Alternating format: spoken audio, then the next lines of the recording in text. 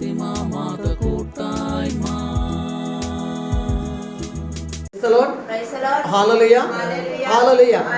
നമുക്ക് ഒരുമിച്ച് പ്രാർത്ഥിക്കാം. സകല ജനപദങ്ങളുടെയും നാഥയായ പരിശുദ്ധയമ്മേ, ഈ മണിക്കൂറുകളിൽ അമ്മ ഞങ്ങൾക്ക് വേണ്ടി പ്രാർത്ഥിക്കണമേ. ഞങ്ങളുടെ ജീവിതങ്ങളിൽ ദൈവാനുഗ്രഹം കടന്നു വരുവാൻ തടസ്സപ്പെട്ടിരിക്കുന്ന എല്ലാ ദുഷ്ടാരൂപികളെയും ദുഷ്ടശക്തികളെയും അമ്മ മാതാവേ അവിടുന്ന് ശാസിക്കണമേ. അവിടുത്തെ പുത്രനോട് ചേർന്ന് ദൈവവചനത്തിന്റെ അഭിഷേകം സ്വന്തമാക്കുവാനും അവിടുത്തെ പുത്രനിലൂടെ നിത്യജീവൻ അവകാശമാക്കുവാനും അമ്മ ഞങ്ങൾക്ക് വേണ്ടി പ്രാർത്ഥിക്കണമേ. കാൽവരി മലയിൽ 2026 വർഷങ്ങൾക്ക് മുമ്പ് എനിക്ക് വേണ്ടി, എൻ്റെ കുടുംബത്തിന് വേണ്ടി അങ്ങ് സഹിച്ച വേദനകളിലൂടെ എൻ്റെ വേദനകൾ പൂർണ്ണമായും മാറ്റപ്പെട്ടുവെന്നും എൻ്റെ കടബാധ്യതകൾ നീങ്ങിപ്പോയെന്നും എൻ്റെ കുടുംബത്തിൽ സമാധാനം ലഭിച്ചുവെന്നും ഞാൻ വിശ്വസിച്ചുകൊണ്ട് ഇന്നത്തെ വചന ശുശ്രൂഷയിലൂടെ ദൈവം നൽകുന്ന എല്ലാ അനുഗ്രഹങ്ങൾക്കും നന്ദി പറഞ്ഞ് പ്രാർത്ഥിക്കുന്നു. Hallelujah, hallelujah, hallelujah. നന്മ നിറഞ്ഞ മറിയമേ സ്വസ്തി, പരിശുദ്ധ മറിയമേ തമ്പുരാന്റെ അമ്മേ, ഇപ്പോഴും ഞങ്ങളുടെ മരണസമയത്തും തമ്പുരാനോട് അപേക്ഷിക്കണമേ. ആമേൻ. ഈശോ മിശിഹായുടെ വാഗ്ദാനങ്ങൾക്ക് ഞങ്ങൾ യോഗ്യരാകുവാൻ നമുക്ക് പരസ്പരം സ്തുതി പറയാം. ഈശോ മിശിഹായ്ക്ക്, ഈശോ മിശിഹായ്ക്ക്, ഈശോ മിശിഹായ്ക്ക്. ആമേൻ, ആമേൻ. നമുക്ക് ബൈബിൾ എടുക്കാം. നമ്മൾ ഇന്ന് ഈ മണിക്കൂറുകളിൽ നമ്മൾ ഒരു പ്രത്യേക രീതിയിലുള്ളൊരു ശുശ്രൂഷയിലേക്കാണ് നമ്മൾ പ്രവേശിക്കുന്നത്. പ്രത്യേകിച്ച് പ്രിയമുള്ളവരെ, ഇന്നിവിടെ ഇരിക്കുന്ന സമയത്ത് എന്താണ് കർത്താവേ അങ്ങയുടെ നാമം മഹത്വപ്പെടുത്തുവാൻ പറയേണ്ടതെന്ന് ചിന്തിച്ചപ്പോൾ ഈശോ അവിടുന്ന് ബെത്സൈദയിലെ രോഗശാന്തിയെ കുറിച്ച് പറയാനാണ് അവിടുന്ന് ബോധ്യം നൽകിയത്. യോഹന്നാന്റെ സുവിശേഷം 5-ാമത്തെ അധ്യായമാണ് ബെത്സൈദയിലെ രോഗശാന്തി. പ്രിയമുള്ളവരെ, നമ്മൾ ഒരുപാട് കേട്ട് ധ്യാനിച്ച് പ്രാർത്ഥിച്ച് നമുക്ക് നല്ല മനഃപ്പാടമായിരിക്കുന്ന ഒരു മേഖലയാണ്. ആ ഒരു മേഖല തന്നെ ധ്യാനിക്കാനാണ് ദൈവം ഇന്നൊരു ബോധ്യം നൽകിയിരിക്കുന്നത്. അപ്പോൾ നമ്മൾ ഒന്നിച്ച് ആ മേഖലയിലേക്ക് പ്രവേശിക്കുകയാണ്. സ്വർഗം നമുക്ക് നൽകിയ ഈ വചന വിരുന്നിനെ ഓർത്ത് നന്ദി പറഞ്ഞുകൊണ്ട് പിതാവിന്റെയും പുത്രന്റെയും പരിശുദ്ധാത്മാവിന്റെ നാമത്തിൽ. പ്രിയമുള്ളവരെ, 5-ാമത്തെ അധ്യായം 1 മുതൽ 8 വരെ ഉള്ള വചനം ഒന്ന് വായിക്കാമോ? ഇതിനുശേഷം യഹൂദരുടെ ഒരു തിരുനാളിന് യേശു ജെറുസലേമിലേക്ക് പോയി.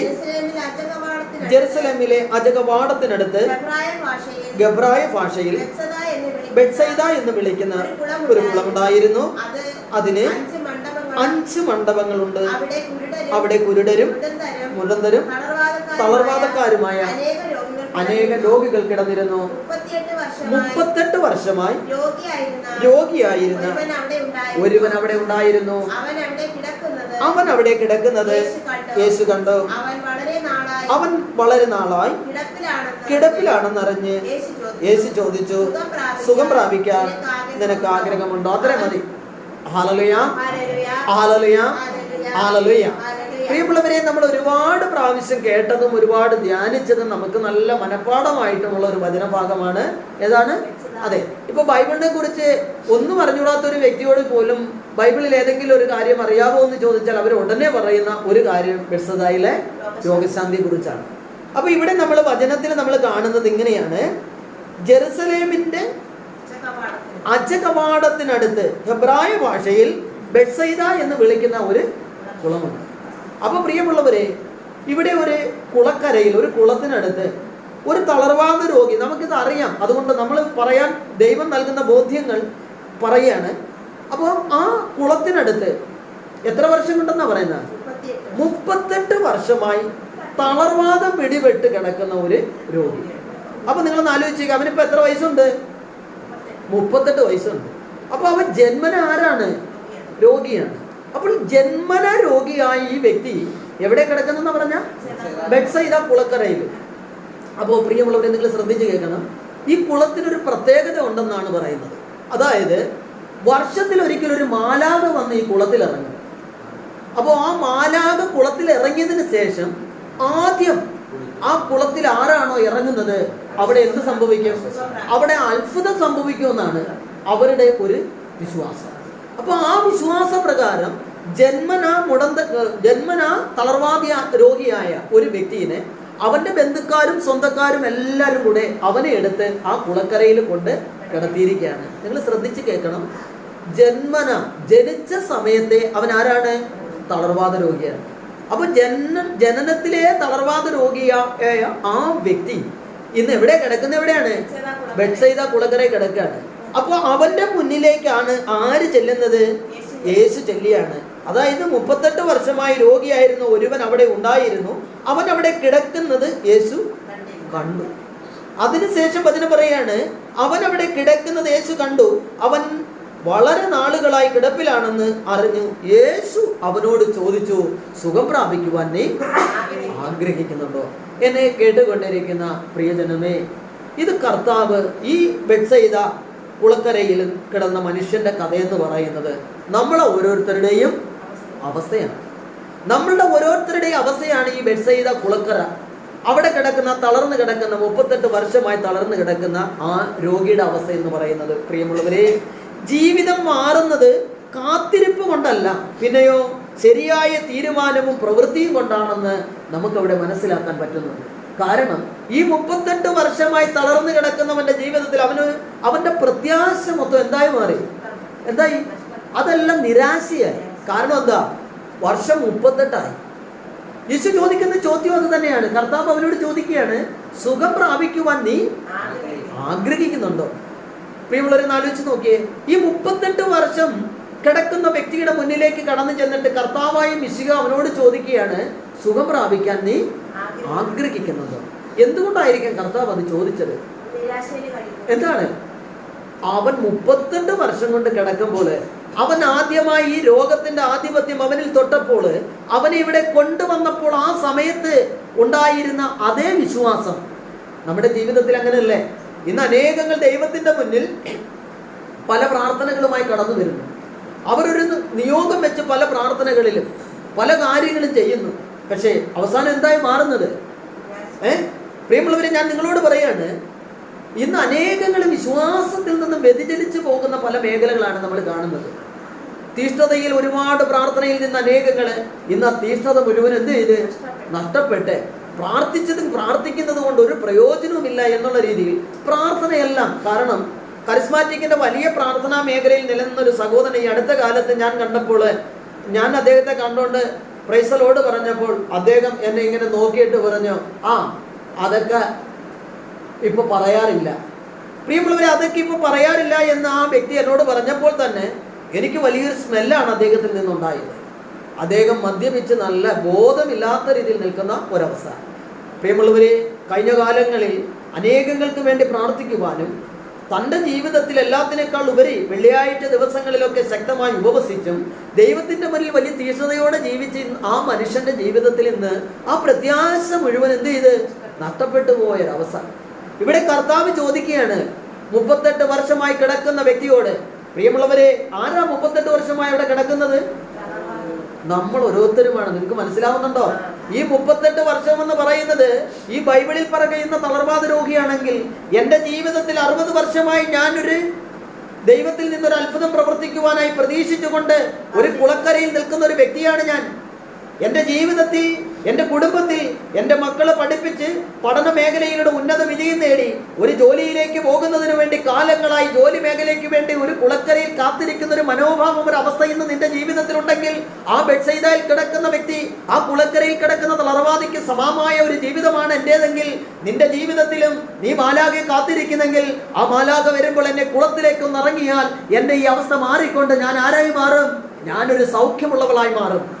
എൻ്റെ ജീവിതത്തിലെ ഈ ജോലി മേഖലയിൽ എനിക്കൊരു അനുഗ്രഹമായി മാറും. ഇങ്ങനെ പല രീതിയിലുള്ള പ്രശ്നങ്ങളുടെ നടുവിൽ നിന്നുകൊണ്ട് അനേകങ്ങൾ ഈ കുളക്കരയിൽ നിൽക്കുന്ന ഒരു അനുഭവം നമ്മുടെ ജീവിതത്തിലുണ്ട്. പ്രിയമുള്ളവരെ, ജീവിതം മാറുന്നത് കാത്തിരിപ്പ് കൊണ്ടല്ല. കാത്തിരുന്നാൽ മാത്രം പോരാ, നമ്മൾ കാത്തിരിക്കുക മാത്രമേ ചെയ്യുന്നുള്ളൂ. ഇന്നൊരു ബ്രദർ ഒരു ധ്യാനം നടത്തിയിട്ട്, അല്ലെങ്കിൽ ഒരു വൈദികൻ ഒരു ധ്യാനത്തിൽ പ്രാർത്ഥിക്കുമ്പോൾ ഒരു മെസ്സേജ് കിട്ടിയിട്ട് പറയാണ്, ഇതാ കർത്താവ് നിനക്കിതാ ഇന്ന് യൂറോപ്പിലേക്ക് പോകുവാൻ, മോളെ നീ യൂറോപ്പിലേക്ക് പോകുവാൻ, നിനക്കിതാ നേഴ്സിംഗ് ജോലിയിൽ ദൈവം അനുഗ്രഹിക്കുന്നു, നീ യൂറോപ്പിലേക്ക് പോകുന്നതായി കർത്താവ് മെസ്സേജ് നൽകുന്നു. ഈ മെസ്സേജ് കേട്ട് കഴിഞ്ഞാൽ അടുത്ത നിമിഷത്തിൽ നീ എന്താ ചെയ്യുന്നത്? എന്താ നിനക്കുടനെ ഞാൻ എങ്ങോട്ട് പോകാൻ പോവാണ്? ഞാൻ യൂറോപ്പിലേക്ക് പോവാണ്. പിന്നെ നിന്റെ ജീവിതത്തിൽ നിനക്ക് ആ ഒരു മേഖലയാണ്. കാരണം ദൈവം എനിക്ക് പോകാൻ ഒരു മെസ്സേജ് തന്നു, ഇന്നല്ലെങ്കിൽ നാളെ ഞാൻ പോകും. നീ ഇതിനു വേണ്ടി കാത്തിരിക്കുകയാണ്. ഇതാണ് കാത്തിരിപ്പ് എന്ന് പറയുന്നത്. നീ ഇവിടെ കാത്തിരിക്കുകയാണോ വേണ്ടത്? ഇവിടെ ഈ 38 വർഷമായി കാത്തിരുന്ന വ്യക്തിയുടെ വചനം പറയാണ്, ജീവിതം മാറുന്നത് കാത്തിരിപ്പ് കൊണ്ടല്ല. ദൈവം ഒരു മെസ്സേജ് നൽകിയെങ്കിൽ ആ മെസ്സേജ് എൻ്റെ ജീവിതത്തിൽ സംഭവിക്കുമെന്നും പറഞ്ഞ് എൻ്റെ ഇഷ്ടം പോലെ ഞാൻ നടന്നാൽ പോരാ. പിന്നെ എന്ത് ചെയ്യണം? ശരിയായ തീരുമാനവും പ്രവൃത്തിയും നിന്റെ ജീവിതത്തിൽ ഉണ്ടാകണം. എന്താണ് ശരിയായ തീരുമാനം?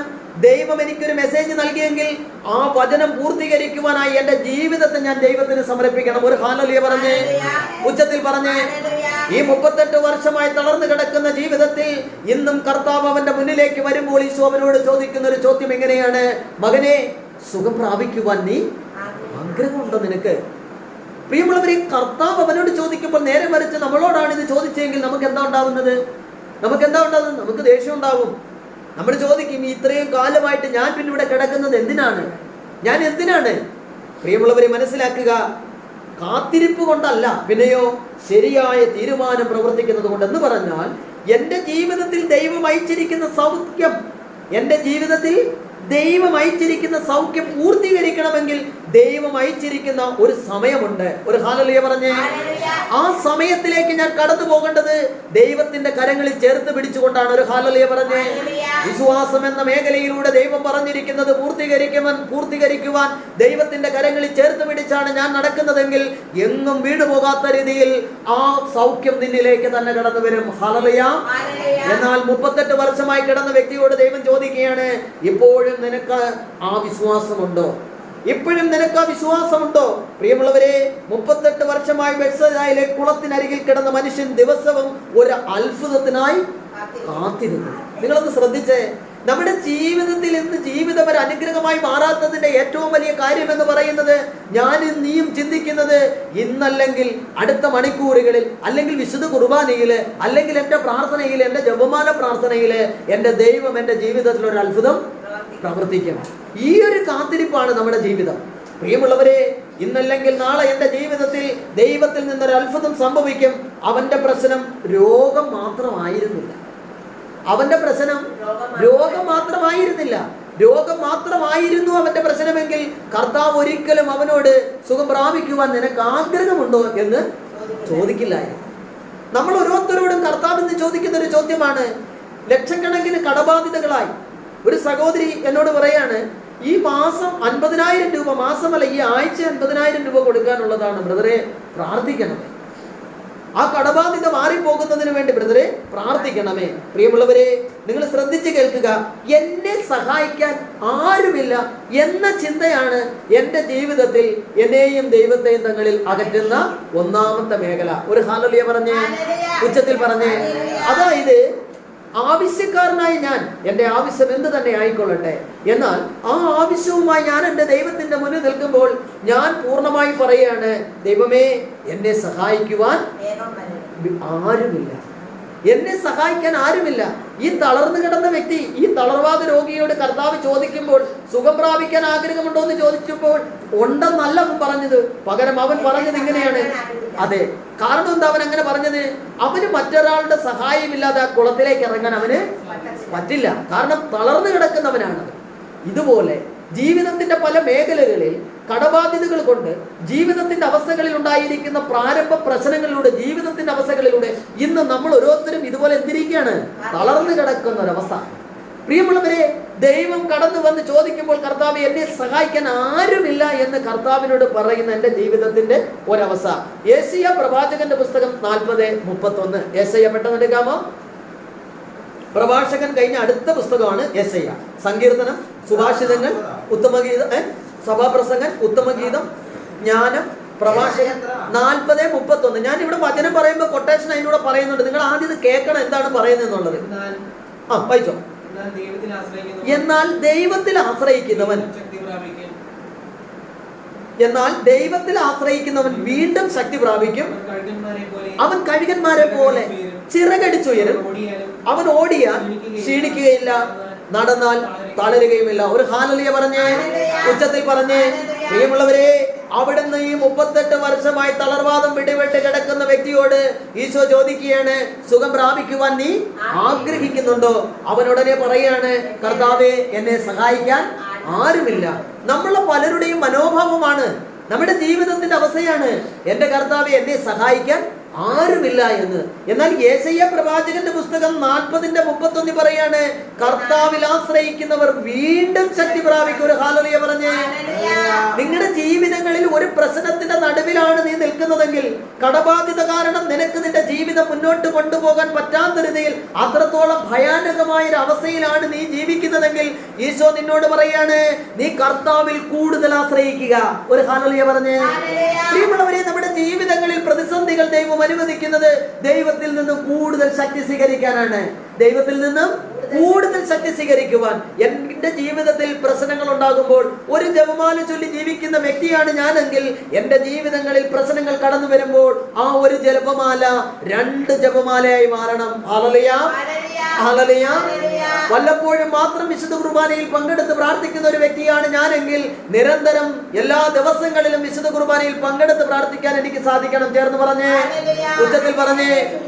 ദൈവത്തിന്റെ അനുഗ്രഹം എന്നിലേക്ക് കടന്നു വരുവാൻ ഏറ്റവും തടസ്സമായി എന്റെ ജീവിതത്തിൽ നിലനിൽക്കുന്ന കുമ്പസാരം എന്ന കുദാശയിലൂടെ ദൈവത്തിനെ മഹത്വപ്പെടുത്തിക്കൊണ്ട് കർത്താവിന്റെ പ്രിയ മകനും മകളുമായി ഞാൻ മാറണം. ചേർന്ന് പറഞ്ഞേ, ഉച്ചത്തിൽ പറഞ്ഞേ.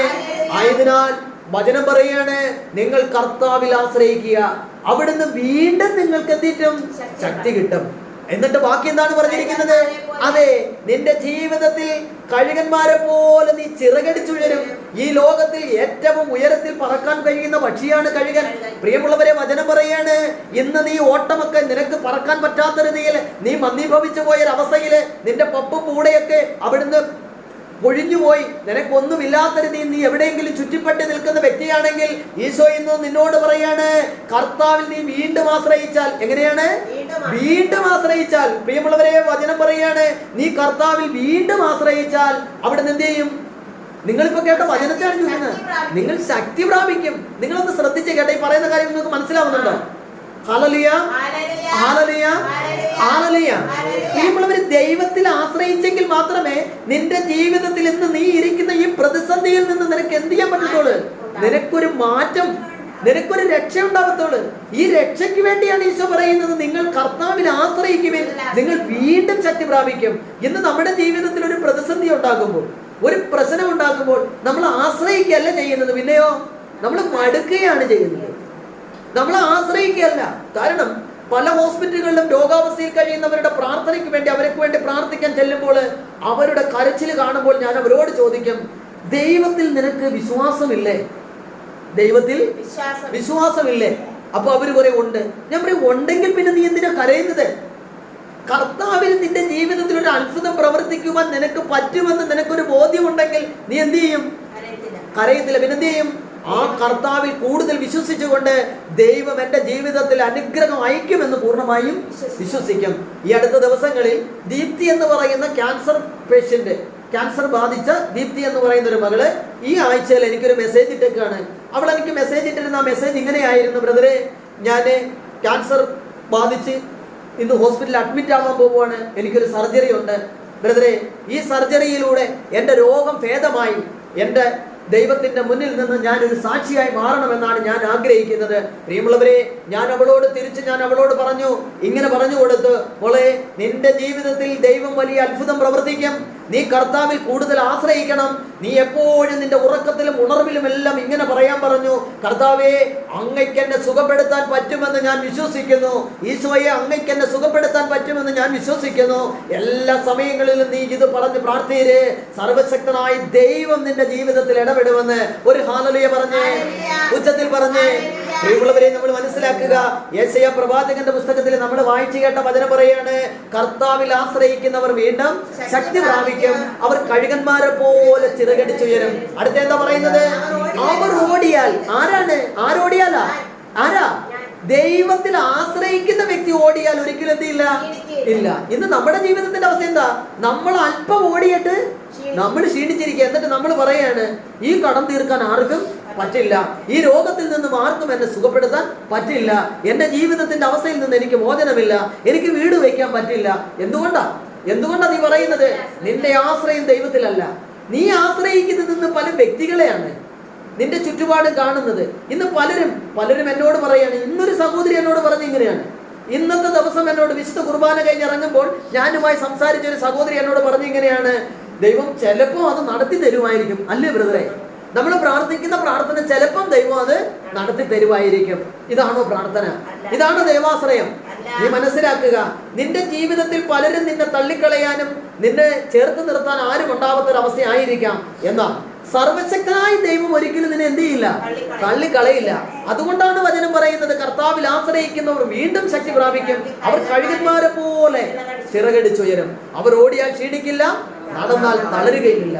നിന്റെ ജീവിതത്തിൽ ആശ്രയം മുഴുവനും നീ ദൈവത്തിലേക്കാണ് സമർപ്പിക്കുന്നതെങ്കിൽ പ്രിയമുള്ളവരെ, ഒരു തളർന്നു കിടക്കുന്ന അവസ്ഥയും നിന്റെ ജീവിതത്തിലേക്ക് കടന്നു വരുവാൻ ഈ ദൈവം അനുവദിക്കില്ല. ഒരു ഹല്ലേലൂയ പറഞ്ഞേ. വീണ്ടും വർഷങ്ങളുടെ നിരാശയാണ് ഈ തളർന്നു കിടക്കുന്ന വ്യക്തിയുടെ ജീവിതത്തിൽ. എത്ര വർഷമായി അവൻ അവിടെ കിടക്കാൻ തുടങ്ങിയിട്ട്? 38 വർഷം. അവന്റെ പ്രത്യാശ മൊത്തം, ഇന്നലെ അവരൊരു പ്രത്യാശയിലായിരുന്നു, ദൈവം വരും, ദൈവം എന്നെ സുഖപ്പെടുത്തും. പക്ഷെ ഇന്ന് അവന്റെ അവസ്ഥ എന്താണ്? നിരാശ. നിരാശയാണ്, വർഷങ്ങളുടെ നിരാശ. പ്രിയമുള്ളവരെ, നിയമാവർത്തന പുസ്തകം 31-ാമത്തെ അധ്യായം 6-ാമത്തെ തിരുവചനം, ജോഷുവ പ്രവാചകന് തൊട്ട് മുൻപുള്ള പുസ്തകമാണ് നിയമാവർത്തനം. അതിന്റെ 31-ാമത്തെ അധ്യായം അതിന്റെ 6-ാമത്തെ വചനം ഒന്ന് വായിക്കാമോ? നിയമാവർത്തനം 31:6. കിട്ടിയ ആൾ ഉറച്ചു വായിച്ചേ. നിയമാവർത്തനം എവിടെയാണ്? ഫ്രണ്ടില്. ശക്തനും ധീരനുമായിരിക്കുവിൻ, ഭയപ്പെടേണ്ട, അവരെ പ്രതി പരിഭ്രമിക്കുകയും വേണ്ട.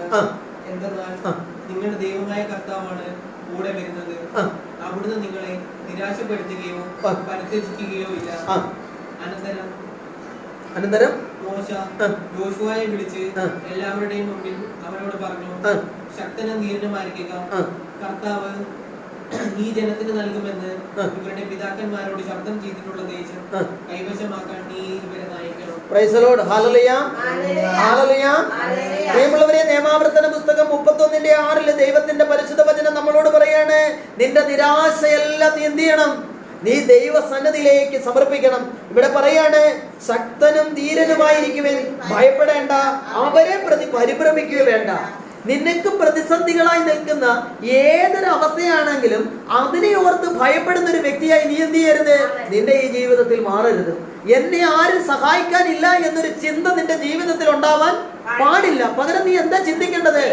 അതെ, നീ എത്ര ലക്ഷം രൂപയുടെ കടബാധ്യതയിലാണെങ്കിലും ഏതൊരവസ്ഥയിലാണെങ്കിലും പ്രിയമുള്ളവരെ, ഈ കടബാധ്യത നിന്റെ ദൈവത്തിന് കൊടുത്തുകൊണ്ട് ദൈവത്തിൽ നീ പൂർണ്ണമായി വിശ്വസിക്കുമെങ്കിൽ, നിന്റെ ആകുലതകളും നിരാശകളും ദൈവസന്നിധിയിൽ നീ പൂർണ്ണമായി ഉപേക്ഷിക്കുമെങ്കിൽ, ഇവിടുന്ന് വചനം പറയാണ്, എന്തെന്നാൽ നിങ്ങളുടെ ദൈവമായ കർത്താവാണ് കൂടെ വരുന്നത്. ഒരു ഹല്ലേലൂയ പറഞ്ഞേ, ഉച്ചത്തിൽ പറഞ്ഞേ. നമ്മളെ ഒരു തോന്നൽ ഇങ്ങനെയാണ്, നമ്മുടെ ജീവിതത്തിൽ ഒരു പ്രതിസന്ധി ഉണ്ടാകുമ്പോൾ ഒരിക്കലും ഈ ദൈവം നമ്മളെ എന്ത് ചെയ്യുന്നില്ല, നമ്മുടെ കൂടെ ഉണ്ടാവത്തില്ലെന്നാണ് നമ്മുടെ ഒരു ബോധ്യം. അതെന്തുകൊണ്ടാ? നമുക്ക് ദൈവത്തിൽ വിശ്വാസമില്ലാത്തത് കൊണ്ടാണ്. പ്രിയമുള്ളവരെ, ഏത് പ്രതിസന്ധിയിലും പരിശുദ്ധ വചനം പറയാണ്, നീ രോഗിയാകുമ്പോൾ നിന്റെ രോഗാവസ്ഥയെ ഓർത്ത് നിന്നെ തള്ളിക്കളഞ്ഞിട്ട് പോകുന്ന ഒരു വ്യക്തിയല്ല നിന്റെ ദൈവം. ആണോ? അല്ല. പിന്നെയോ, അവിടുന്ന് വചനം അയച്ച് നിന്നെ സുഖപ്പെടുത്തുന്നവനാണ് കർത്താവ്. ഒരു ഹല്ലേലൂയ പറഞ്ഞേ, ഉച്ചത്തിൽ പറഞ്ഞേ. എന്റെ ജീവിതത്തിൽ ഇന്നുണ്ടായിരിക്കുന്ന ഏത് പ്രതിസന്ധിയാണെങ്കിലും ആ പ്രതിസന്ധിയിലും നിരാശയായി ഞാൻ മടങ്ങിപ്പോയാൽ, നിരാശ എന്ന് പറയുന്നത് ദൈവത്തിൽ നിന്നുള്ളത് അല്ല. ബൈബിളിൽ നിരാശ കൊണ്ട് കെട്ടിത്തൂങ്ങി ചത്ത ഒരു വ്യക്തിയെ കുറിച്ച് പറയുന്നുണ്ട്. ആരെ കുറിച്ചാ? യൂദാസിനെ കുറിച്ചാണ്. യൂദാസ് ദൈവത്തെ ഒറ്റിക്കൊടുത്തുകൊണ്ട് കുറച്ച് സമ്പാദ്യം ഉണ്ടാക്കി. ദൈവത്തെ ഒറ്റിക്കൊടുക്കുന്ന സ്വഭാവം. പ്രിയമുള്ളവരെ, കർത്താവ് പറയാത്ത പ്രവൃത്തികളിലേക്ക് കടന്നുപോയി. ഏത് പാപത്തിന്റെ മേഖലയിലൂടെ കടന്നുപോയാലും എന്റെ ജീവിതത്തിൽ എനിക്ക് അനുഗ്രഹം മതി, എന്റെ ജീവിതത്തിൽ എനിക്ക് അനുഗ്രഹം മതി എന്നൊരു കാരണം കൊണ്ട്. ആരിൽ നിന്നുള്ള അനുഗ്രഹം? ദൈവത്തിൽ നിന്നാണോ? അല്ല. ദൈവത്തിൽ നിന്നുള്ള അനുഗ്രഹം നിന്റെ ജീവിതത്തിൽ ഉണ്ടാകണമെങ്കിൽ ദൈവമായ കർത്താവ് നിനക്ക് നൽകിയിരിക്കുന്ന 10 പ്രമാണങ്ങളും നിന്റെ ജീവിതത്തിന്റെ മുന്നിലുണ്ടായിരിക്കണം. നമ്മൾ ജോഷുവ പ്രവാചകൻ 1:8 അവിടുന്ന് നമ്മൾ സ്ഥിരം വായിക്കുന്ന ഒരു വചനമാണ്. എങ്ങനെയാണ്? ന്യായപ്രമാണ ഗ്രന്ഥം എപ്പോഴും നിന്റെ അധരങ്ങളിൽ ഉണ്ടായിരിക്കണം. എന്നിട്ട് എന്താ പറയുന്നത്?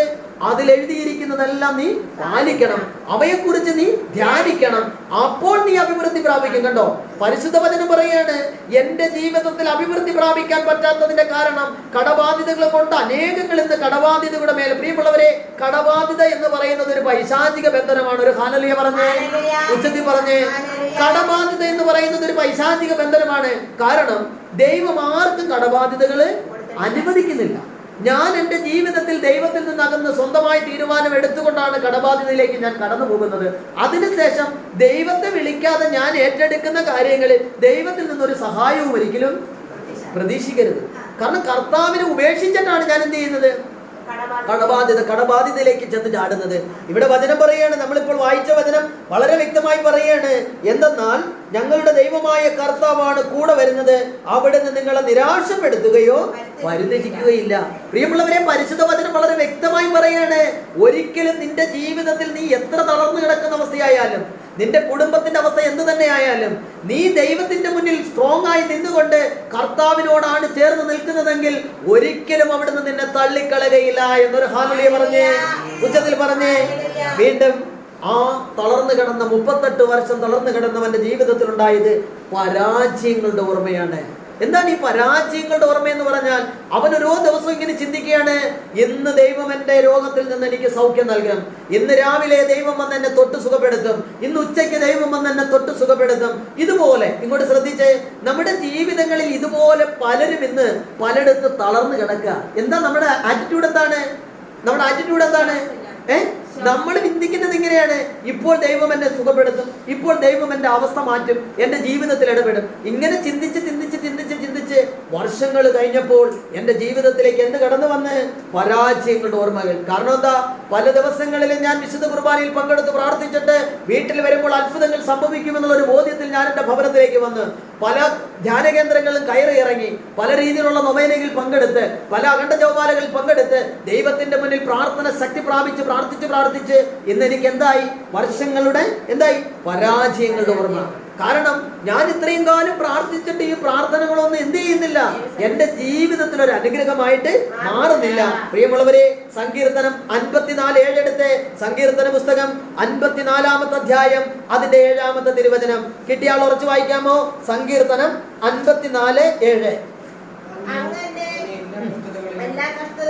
അങ്ങനെ എല്ലാ കഷ്ടതകളിൽ നിന്നും മോചിപ്പിച്ചു, ശത്രുക്കളുടെ പരാജയം എന്റെ കണ്ണുകൾ കണ്ടു. ഒരു ഹല്ലേലൂയ പറഞ്ഞേ, ഉച്ചത്തിൽ പറഞ്ഞേ. ദൈവമുള്ളവരെ, പരിശുദ്ധ വചനം സങ്കീർത്തനം 54:7 പറയാണ്, അങ്ങനെ എല്ലാ കഷ്ടതകളിൽ നിന്നും മോചിപ്പിച്ചു. എന്റെ ശത്രുക്കൾ എന്റെ പരാജയം, എന്റെ പരാജയമല്ല, എന്റെ ശത്രുക്കളുടെ പരാജയം ഞാൻ എന്റെ കണ്ണുകൾ കൊണ്ട് കണ്ടു. ആയതിനാൽ പരാജയങ്ങളെ കുറിച്ചുള്ള ഓർമ്മകളിൽ നിന്ന് നമുക്ക് എന്ത് വേണം? നമുക്കൊരു മോചനം വേണം. എന്ന് പറഞ്ഞാൽ എൻ്റെ ദൈവത്തിന്റെ മുന്നിൽ ഞാൻ വിശ്വാസത്തോടെ പ്രാർത്ഥിക്കുന്നതെല്ലാം തരുവാൻ ശക്തനായവനാണ് എൻ്റെ ദൈവം. ഒരിക്കലും ഈ ഒരു മേഖലയിൽ നിന്ന് ദൈവം എന്നെ എന്ത് ചെയ്യില്ല? എന്നെ തള്ളിക്കളയുകയില്ല. ആയതിനാൽ ഈ തളർന്നു കിടന്നവന്റെ അവന്റെ ജീവിതത്തിലേക്ക് കടന്നു വന്ന മറ്റൊരു മേഖല എന്ന് പറയുന്ന പരാജയങ്ങളുടെ. കാരണം ഈ 38 വർഷമായി ഞാൻ കടന്നിട്ടും ഒരിക്കൽ പോലും എന്നെ എന്ത് ചെയ്യുന്നില്ല? എൻ്റെ പ്രാർത്ഥനകളൊന്നും ദൈവം കേൾക്കുന്നില്ല. പകരം എല്ലാം എന്തായി മാറുന്നതായിട്ടാണ് പറയുന്നത്? പരാജയമായി മാറുന്നത്. അടുത്തതാണ് പ്രതീക്ഷ നഷ്ടപ്പെട്ടു പോയ മനസ്സ്. നമ്മുടെ ജീവിതത്തിൽ അങ്ങനെയല്ലേ? കുറെ കാലങ്ങൾ കൊണ്ട് നമ്മൾ എന്തെങ്കിലും കാര്യങ്ങൾ പ്രാർത്ഥിച്ചു അവസാനം എന്തായി മാറി? പ്രതീക്ഷ നഷ്ടപ്പെടുക. കുറെ പ്രാർത്ഥിക്കും, അതിനുശേഷം എന്ത് ചെയ്യാണ്? പ്രതീക്ഷ നഷ്ടപ്പെടുന്നു. പെട്ടെന്ന് മത്തായിയുടെ സുവിശേഷം 24:44 എടുക്കാമോ? വിശുദ്ധ മത്തായിയുടെ സുവിശേഷം 24:44.